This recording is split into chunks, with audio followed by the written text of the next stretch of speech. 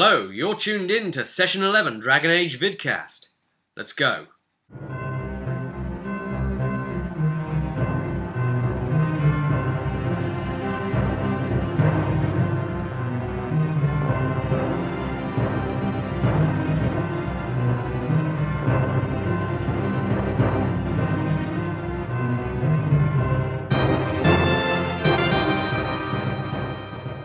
We continued on with the Blood in Ferelden book.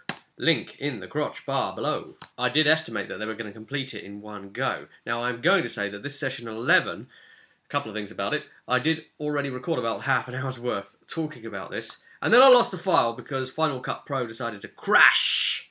The other thing I'm going to say is that this one's going to be broken down into two parts. Part 1 is going to be the continuation of this, and Part 2 is another module that also happened in session 11, so I just thought it was appropriate to make two videos out of them. Okay, so we're continuing on from the grotto. One of the techniques I've been using here, you can see that I do all sorts to my book. I use the highlighter pen and draw boxes around things. And sometimes, you know, when there's something that they've passed a test and they've realised it, such as, you know, an engineering test, and they realise something about the structures around them, I don't necessarily just want to tell them. So what I'll do is I'll take the bit that explains it, draw a box around it, and just hand the book to the person and say, read that box. Then they read that, then they can tell their players the information because they've figured it out. You see, then the players, the characters themselves, are leading the exposition.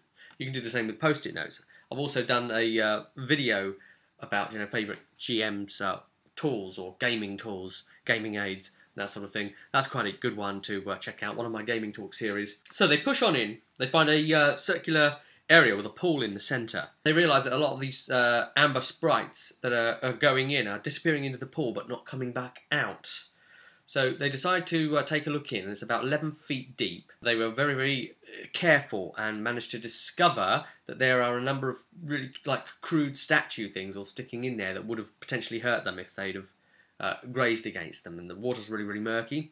Now remember, they've got that glowstone lantern, so they put that on a rope and lowered it into the pool to try and sort of illuminate the area. Now they saw the bottom of it, they saw it all light up a lot better. They saw the sprites were going off somewhere and disappearing. So Carrot gets in and has a good look, and he sees that there's a tunnel down the way. They devise a strategy in the end by sending Amelia down with a rope. She's holding the rope. This was an advanced threshold test for swimming. She failed it once and, you know, consumed a bit of water, but she made it to the other end of the tunnel. It goes back up again. There's another circular pool and another circular room. So she came back up, didn't take a look too much about what's in the room which she came up into, just quickly secured the rope on something, gave it a couple of tugs. They knew to then follow along while holding the rope as a guide rope. I then made the swimming test easier because they'd done that. But they also had taken into account the factor of keeping water skins upside down to try and retain a bit of air, so they would have an extra chug of that as well. Because there weren't any air pockets along the way, they just had to make one long swim for it. Once they got into the room, they noticed a really big, like, coiled up snake thing. Then one of them realised, finally, that it wasn't the actual snake, it was the shed skin of the giant serpent. They also then realised, gosh, the thing must be really actually bigger than this. That's bad. Now this is where I started to build the tension, because it's not good enough sometimes. It's just the entry of the book. Sometimes it needs to be you need to do other things. Now some people find that props help or that sort of thing. Now I quite like music, and I'd already done that in the session before. Used musical cues and things just to set feel and mood. I did that here. I used a piece of music by Kevin MacLeod called Minima. Now, it's very much sort of like choo, choo, choo, choo, choo, choo. It's very sort of forward, single-minded, and that's what this snake, serpent, guardian thing is. You know, it's just, if the player succeed in taking the Shadow Moss, it and its kind will die. So it is there, really, to kill them, to save its own life. It's just trying to preserve itself. So it's going to fight with single bloody-mindedness, and it's very, very dangerous. So I thought this music was very, very appropriate. And in this section, there's about 30 feet high ceiling, and there's a bunch of walkways at around about 15 feet here and there, and they all go off into different tunnels in and around the And so they all climb out of the pool and take a look around. The music starts, of course, and then I start explaining that they hear this hissing sound, and it reverberates in through all the tunnels all around them. So you can imagine them all circular there, all around the room, all looking around and drawing their weapons and getting ready. That kind of thing. I actually had a debate with one of the players. They were saying, why should we have to actually draw our weapons? Isn't it like a matter of course that, we've seen enemy and we will draw our weapons? And I said, well, yes, but that's what initiative scores are for, If someone attacks you and you haven't drawn your weapon yet, you've got less things you can do. You can't parry, and where parry things are relevant and such, counter-attack rules and things like that. You don't have a weapon drawn yet. So it's just there, for the mechanics. It might not make sense to you, but they also have to obey the same mechanics, remember. That they have to draw weapons. Unless it's an ambush, and of course, in which case they've already got their weapons drawn, haven't they? I also pointed out that people aren't going to walk around with their weapons out, because blades and things are going to deteriorate, aren't they, from the conditions you're in. I mean, in this case, they're walking through a swamp, a horrible wet swamp. You don't want to have to carry a sword around. That's going to fatigue you over time, no matter how light it is, especially if it's a heavier sword, though. And, of course, then there's going to be a lot of... the blade's going to get very wet, or a lot of moisture build up, and problems like that, and you really want to keep that away from your sword, don't you? So, yes, this thing came in. It got the highest initiative, came out of one of the openings, the tunnels, slid straight down the wall and straight into attack. Now, there were 6 of them there because we had Delia and Oof as well. So I did a d6 roll to randomise to see who would go after. And they got so lucky. It decided it wanted Delia and Oof. Oof the dog. So that's the two... basically everyone that wasn't player characters. After that, the first player character it would have gone after was Paydar. It was all set up ready. And it's quite handy, really, to have those sort of things prepared. I don't know, one of the players looked at me and he said, oh, you should have done it at the table instead. You should have done it during the session. And I'm like, are you GM? Why? Anything you can do beforehand to set up the order for things, to get anything out of the way so it flows quicker, so you don't look like you're having to roll dice and deal with mechanics, helps to try and keep them in it. Ungrateful bastards. Anyway, in it comes, attacks Oof, mauls him over, knocks him to the ground. This thing does 3d6 plus 8 damage. That means, at a minimum, if it rolls all ones, it will do 11 damage. That's incredible. That far exceeds everybody's armour anyway. And that's at its absolute worst if it's slack. Very nasty creature. I did suspect that it would probably kill someone. This thing had horns. I also explained that, by the way. And when it came in, that you see the silhouette first before you see it, and you see the massive horns protruding off of it, and they realised, oh, okay, this is it. I'd drawn it all up on a whiteboard, 2 different coloured pens, black and blue for the little pool in the centre. I had one of these, this thing, rigged up for me, because we're using miniatures as well for the guys, so is a miniature, and then it's, yeah, you see the size difference, and it's just, it's a little quaint little thing just to say this would be the snake. It could have got a toy snake in a shop, but we just didn't have time. So I got a somebody knocked this up for me with a children's paintbrush underneath, and just wrapped a load of masking tape around it, sprayed it black, and stuck a couple of bits on there as horns, and it's just a usable shape. But I got that out, and all the smiles came up. It's like, the joy of it, the joy of it. It takes Oof down. They're all hacking it up. I will say that Karak's spells were absolutely extraordinary. He really does have a habit of outputting some incredible damage. He complains a lot. He doesn't have to complain a lot. He says, oh God, isn't there any way I can get armoured up? And it's like, you're a clothy. Isn't there any way I can protect myself? And he is the highest damage dealer in the party. He's got to remember that.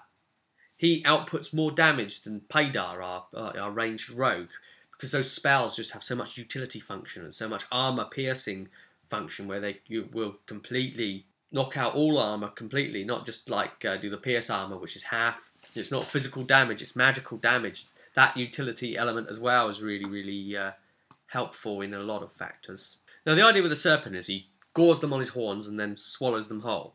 So he's got armour rating 5, He's got 50 health. I felt as if, his health could have been a bit better because he only had 50 health, so it wasn't going to last long. But it was a glass cannon. When it puts out so much damage, they had to bring it down quick. Armor rating of 5, attack roll plus 10. I mean, this is just incredible. Defense 16, which is pretty meaty, actually. It's got this ability called Constrict. So after it's done a successful gore, it can wrap itself around someone and start doing a damage over time. And then they've got to do a strength to break out of it. Or it carries on damaging. And it can actually hold 2 people in this way.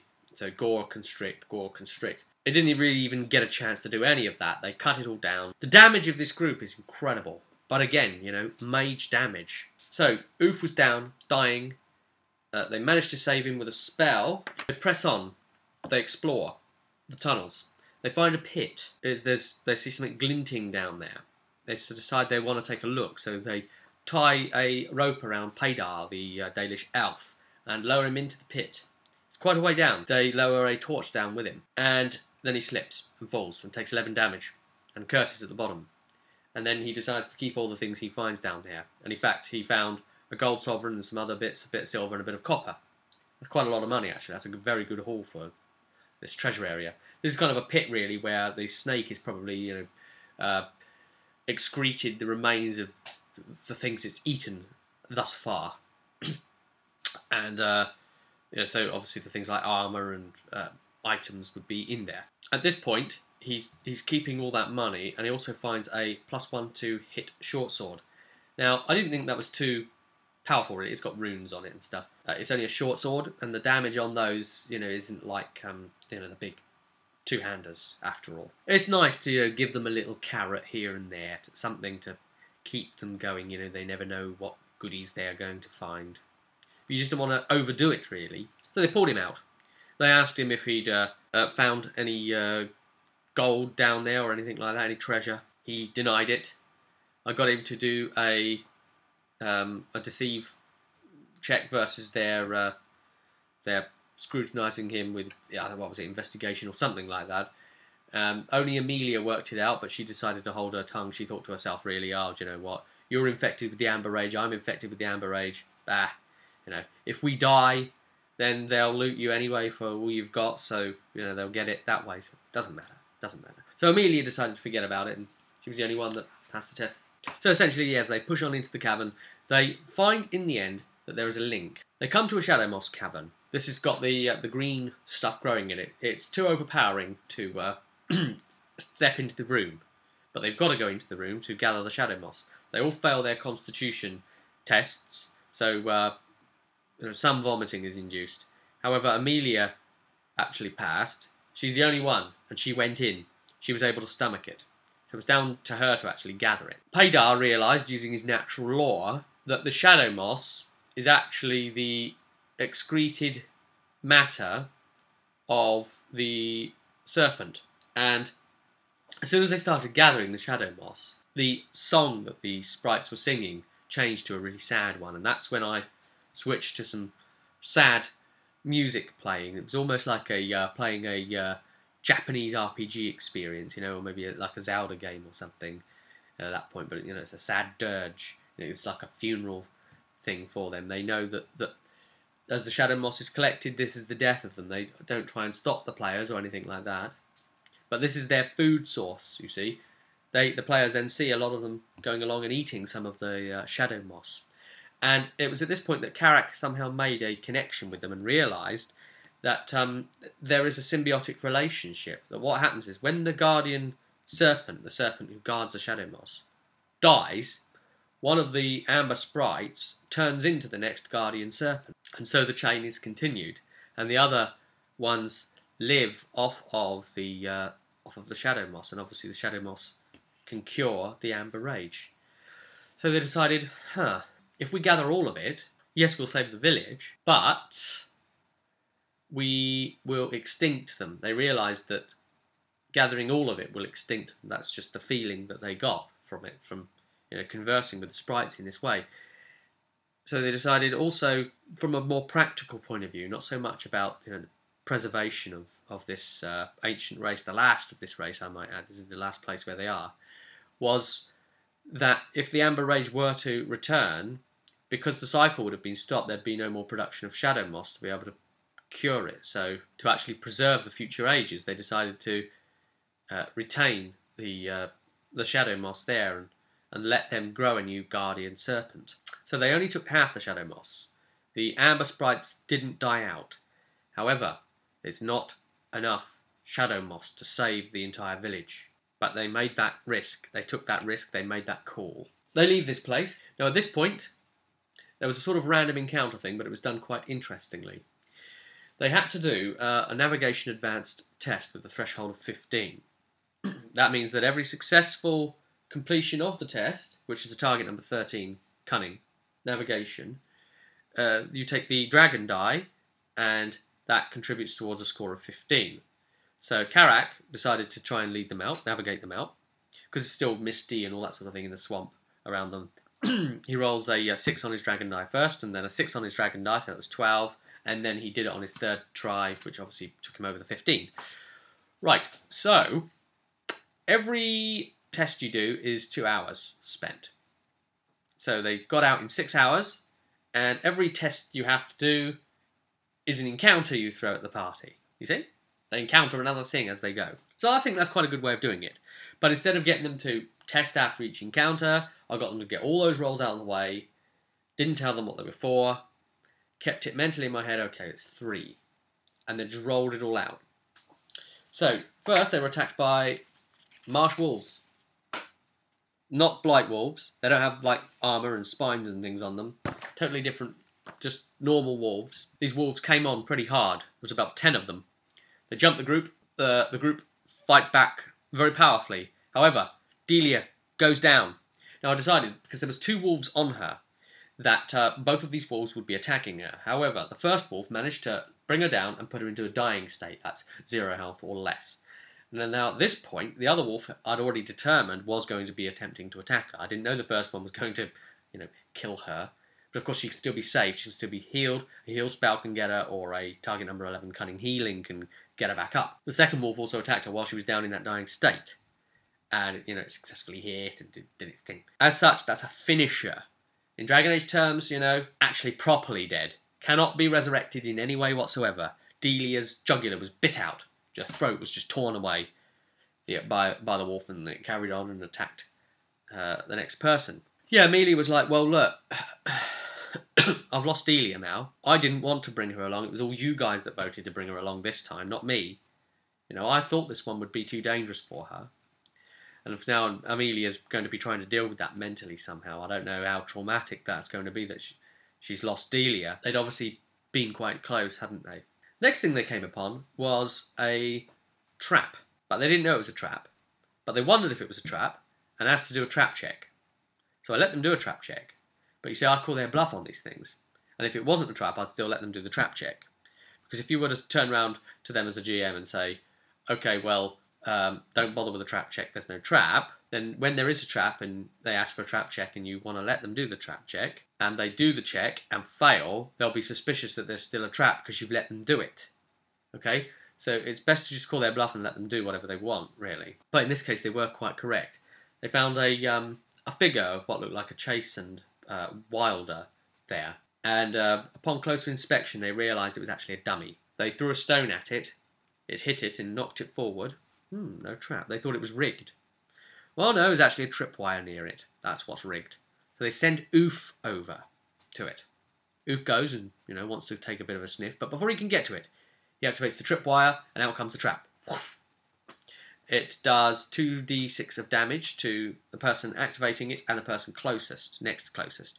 But they'd all stayed away and only sent Oof, so I could only really put it on 1. Normally they would have had to have done a willpower test to not scream out, but because it was the dog, he doesn't know to not yelp, so he yelps, and then the rage hunters appear. Now these are chastened that have tried to hunt down their own kind to try and contain the amber rage that's going around, and there's a lot of rages going around in this swamp, so they're hunting them down actively and setting up these traps. And this trap was for ragers. So the fact that they've heard sound now makes them think, oh, okay, we've caught a rager. So off they go. Then suddenly from out of the mists appear all of these rage hunters surrounding the group, and they start speaking to them in a nice ambush setup. But, they're very suspicious, but the group rolled really, really good tests, good deceptions and convincing things. The Rage Hunters rolled really, really poorly in trying to scrutinise these checks, so they let them away, just asked a few basic questions. Have you seen any of the madmen running around? Have any of you been bitten? Have you seen how far this madness has spread? They completely denied having seen any of it.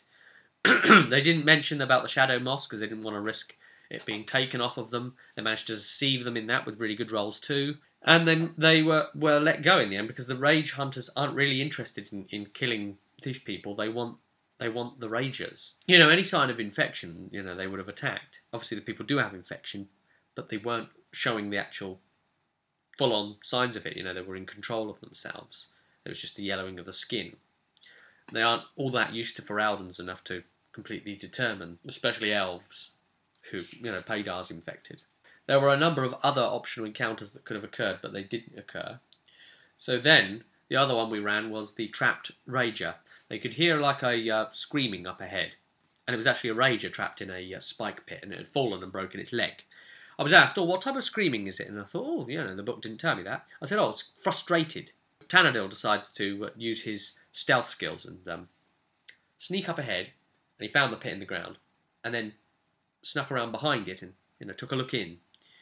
Now, he'd successfully stealthed against the spot skill of the thing in the pit, so he managed to peep in before it could see him. And yeah, he sees that it's a Rager, and he's used a dagger to fashion small darts coated in the poison. And the idea was that he would have tried throwing it out of the pit. But as he spots Tanadil, Tanadil's already got the heads up on him, having succeeded that test, so he's able to move out of the way without needing a test, without getting hit. Then he just explains to the others, there's a Rager in the pit there. Just leave it alone. Give it a wide berth. Which is what they did. They just left it there. Now, this whole swamp encounter is actually supposed to end with an encounter called Stalking the Stalkers. The exposition that this encounter is supposed to reveal, the players had already figured that out, so I thought, okay, the actual, the divisive point of running it is really nullified, and it's just a case of putting in another combat for them, really. You know, just fighting some Ragers and stuff like that. And I thought, there's loads of combats. They've had so many combats already. I definitely know there will be combats with them trying to get back to Sothmere. So I thought, bloody hell, it's already enough as there is. So let's just keep it moving. Return to Dossoth to pick up their horses. So that's what I let them do. When they met Baba Zoria, they were quite upfront about exactly what they'd done. They told the truth all about the Shadow Moss, and they said that they'd actually left some. She stared at them for a moment, almost as if it looked like she might betray them in some way, you know, maybe try and jump them for the Shadow Moss they've got, securing it for her people. But no, she decided to let them away, let them take their horses, all but one, of course, Delia's horse, which it was agreed that they would get to keep if any of their number did not return. She also gave them a bottle of the wild vine to keep them warm because the rain was really setting in at this point, but they had to push on with their horses as quickly as possible. So we then move on to part 6, the final leg. This is obviously the longest module they've ever done, and I think the most interesting, really. You know, it does have that sort of typical Dragon Age moral compass decisions. You know, a lot of the groups would have to decide, are we going to damn these amber sprites or save the village? And that's quite a difficult decision for, you know, a lot of players. It was interesting, actually, before. I forgot to mention, the book actually did make an entry in saying, look, if the players complain about this horrible decision, remind them that Dragon Age does give you rules for, you know, pulling, killing blows. And I did explain that the serpent actually had been knocked unconscious. And it was then that characters shouted to Tanador, oh God, cut its bloody head off. He actually used more colourful language than that. And, you know, they killed it. They made the choice to kill it and set this into motion. So, you know, it's the player's fault, really, even though they're guided by having to do it, in a way, or feeling they have to. A knight's final stand. There is betrayal, when a normally honourable man becomes desperate. They see, as they approach the rocky hills between the forest and the Sudrons River, a knight upon a horse who rides down to them. And now, it all turns out from, funnily enough, I got Tanadil, because remember before, even though he's an Avar barbarian, successfully knew a heraldry test on one of the men of a different place. So I thought this would be hilarious if he knows this one too, because he knew it before from a beer mat. That was it. And he learns everything he learns from beer mats. Yeah, because they said, how are you even looking at that? He says, because it's so much looking down to pick up my drink. So I got him to do a target number 13, Cunning Heraldry, and he passed this one. And the whole table was just lolling. And yes, he worked out that it was the crest of the riverside village of Wolverton, a day's ride to the west. So they worked out exactly, what he was, that he was a knight here. They came out, they parleyed with him, and he spoke to them and he said, look, unfortunately I have to take your shadow moss. I've figured out that you've got it. Story is that he wanted to get it too. He didn't realise that there was another half. He picked up on the Amber Sprite's vision that people had come and taken a sack of shadow moss, and that was enough for him, so he raced off really quickly and zipped ahead of the group. Now, he did have some volunteers, village volunteers from Wolverton, and the apprentice to the wise person who was a mage called Dobrila the Gifted. Now, these people are quite desperate because a lot of the Wolverton people too are infected, and Sir Villiers' own family are infected with the Amber Rage, and so it's a race against time for them too, and they've been told, look, you have to bring the Shadow Moss. The same thing that the wise person of Sothmere has told them, bring the Shadow Moss, and they said, look, we'll give you a handful for your family. And all volunteers would say, yeah, well, I'm just his family, what about us? So they weren't having it, and Sir Villiers was going to go with it, because, the decision really, really pains him anyway. He doesn't want to have to do this. And they're all on horses. And the group said, look, screw it. Let's just go. Now, this is really supposed to be a combat encounter, really. I don't really see how they could talk their way out of it in any way, because desperation is leading the way. However, they decided to do something that the book didn't fact for, and I love it when that happens. So, they decided, we're going to make a break for it on our horses. I was like, alright, okay, that's fine. I'm going to have to write everybody down now. Everybody's going to be doing advanced riding tests, dexterity riding. It's all going to be target number type dealy. Now, because it's like a real long outrunning type of thing, I decided to make the target number 30. So there really is that intense chasing back and forth. If you hit 30, you get away.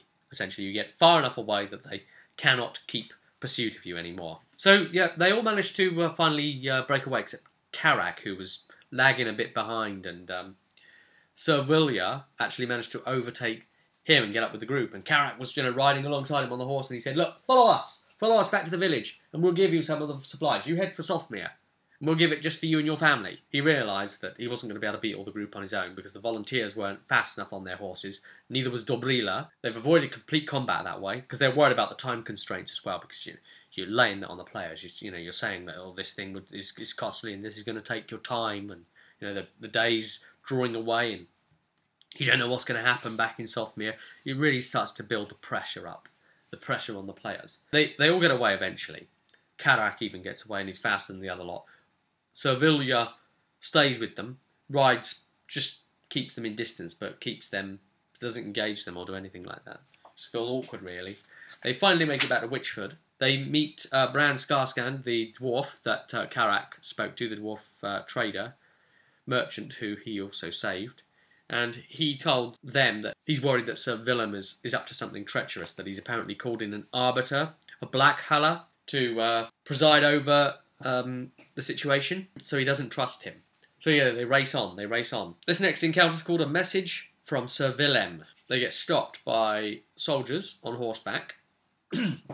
It's Sir Willem's men. They do empathy versus communication opposed tests, and realise that as the men say, oh, okay, well, did you find the Shadow Moss? And the players say, that they are bringing it back and that sort of thing. They have to get the cure back. And they said, all right, well, yes, you may pass then. And they said, oh, what's happened at the village? And everything's fine. And some of the facts they're giving the party, the empathy test was successful, and they picked up that the men weren't quite telling the truth about something, that they were being a bit deceitful.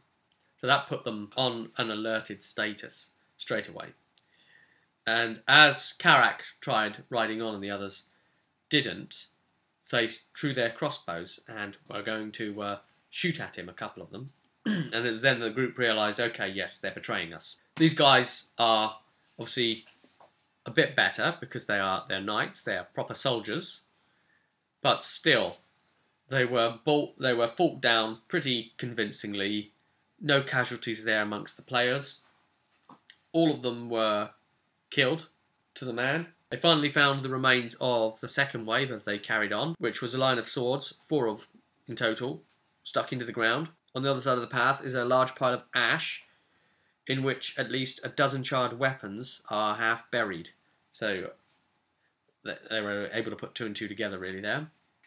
Just a quick exploration encounter. Then on to number 5, to prevent a burning. They arrive back in Sothmere and find this situation. There's the Arbiter, and the people are starting to be tied up to these pyres. You can see all the wood here, ready to be lit. Now, this was a bit of a political debate thing. That's Sir Gelda Cormac. Now, she's normally a really fair arbiter. She owes Willem a favour. She doesn't like owing favours. So she just wants this to be over and done with. And because of this favour, Willem has got her in his pocket. Just this once. So he's calling on her to just go ahead with the slaughter of them. You know, just to get on with it. That it's been decided that they're going to be burnt just to try and contain the Amber Rage. Then they're saying, look, we've brought the bloody thing back. What was the point of going? And he's like, yes, but it's been decided upon now. That's it. We don't even know it's going to work. It's better we do this and then keep the cure. But no, then she's a bit sort of troubled by the fact that, you know, they are pressing like that. And Sheriff Milo quickly steps up, because he was sitting there previously with his head in his hands, because the Arbiter, you know, is the King's law, and she comes in and completely overrides even the Sheriff, and obviously Wanda's been bitten, so he's going to lose his daughter. But yes, he said, oh, no, these people, I will vouch for them myself, and obviously he's the Sheriff of the town, so, you know, his word does carry some sway. And at that point, the Arbiter thought, oh, great, you've put me in a hard place now. And the Arbiter's trying to decide what to do at this point, because she doesn't really want to have to do this, but she still owes Willem a favour. But Amelia managed to step in and solve it. She stepped forward to Willem and said, look, your men attacked us, you're being dishonourable, you know, just outright accused him of treachery and publicly, and he's like, oh, that's an affront to my honour. And she said, well, yes, your actions are an affront to honour as well. I challenge you to a duel. So Amelia throws the gauntlet down. She says, a duel to the death. And the Arbiter was in no mood to mess around, so she granted it. She said, fine, yes. All right, this is a place of death, so let the theme continue. Now, this Sir Willem, he had a very low defence, and that was because he was wearing stupidly powerful armour that was having an effect on him. So he ends up with, like, 10 armour. So yes, in the end, the duel, all very well and good, sword to sword, clashing. Amelia gets the better of him, slices his throat with the sword, across, he falls, he dies. The duel is over, the Arbiter has to grant a chance for the Shadow Moss cure to be attempted. So, it's all given to old Stoyanka, who takes it off and brews up this cure and gives it to everyone. And lo and behold, it worked. The Amber Rage was cured. A handful of it was given to Sir Villiers. He cured his family. The rest of Wolverton were burnt. And there wasn't enough cure to save all of Sothmere. Half the village had to die. And that was a shame. But the player character party have been saved, at least, and they've been cured of this horrible Amber Rage. That means that now the Sheriff is completely indebted to them and says, you know, you have a friend in me. In Sothmere, you know, it's always a place where you will be able to consider a retreat for yourselves, where you will find, you know, friends. It's another place saved by our adventuring group. That wasn't the end of session 11, though. Oh, by no means no, because they then went off to Denerim, back off to meet Lady Boranti, and after about 3 days R&R, they had a new assignment read out to them. But that's a whole different project, but it's all part of the same session. But we'll talk about that in a separate video. I'll see you there.